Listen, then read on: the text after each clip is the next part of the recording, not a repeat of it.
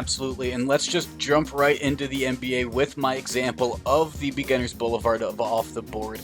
And that is in the Jazz Lakers game, Brett, because as I was looking at the Oregon scoreboard sports book, I had the Suns line and I had the Jazz line. And I decided to take the Jazz minus 4.5 against the Lakers. But right after I placed it, shortly after it opened, it locked up and I only got the Sun, so I was fortunate to take it where it is right now. We'll see where it opens on Monday.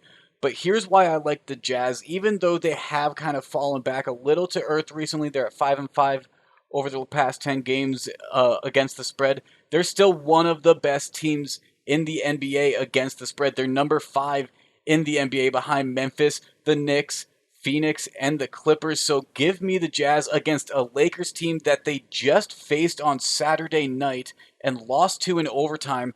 I don't expect Drummond, Schroeder, and Caldwell Pope to be able to put that up again against the Jazz. I think they'll get the revenge game against them and finish off their regular series 3-game sweep. Sorry, not 3-game sweep. They'll go 2-1 against the Lakers on the season.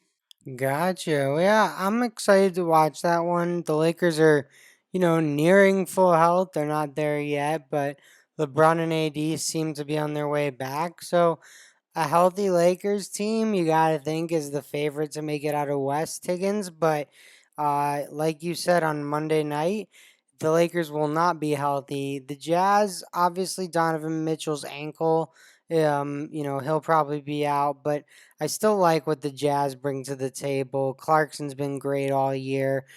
Ingles has played well as well. So Utah's, a very good pick here.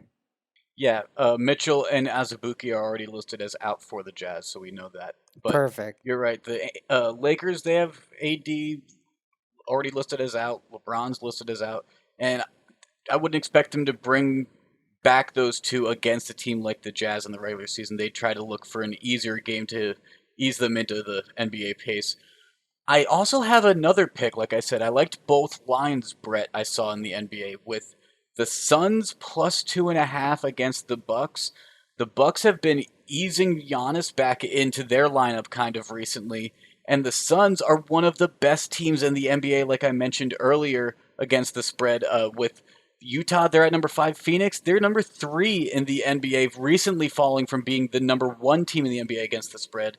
I expect plus 2.5 at plus 100 odds is fantastic value, and it's not going to stay there for long, so I took that tonight. Yeah, I like that Phoenix pick a lot, Higgins. I think the Suns are the most disrespected team in the league this year. Now, part of that may be like how true of a test is the regular season. Guys sick, guys miss time due to injuries.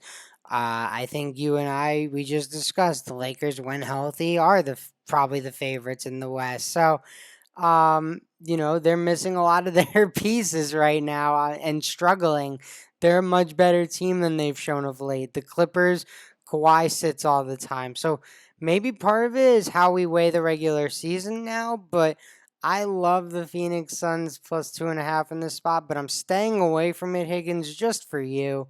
I didn't want to pick it, but I still found myself on 2 NBA games on Monday night. Awesome. Well, thank you very much. I appreciate you staying off the Suns. And one last little factoid: they only played one time earlier this season, and the Suns won at home by 1 point. So we'll see what that means now. I mean, both teams were at full strength back then. It should be a pretty healthy game on Monday night, I imagine. Yeah, definitely going to be fun to watch. First game I'm on, Higgins, the Bulls at the Celtics. Since the Vucevic trade, the Bulls have stunk, Higgins. It's been quite surprising.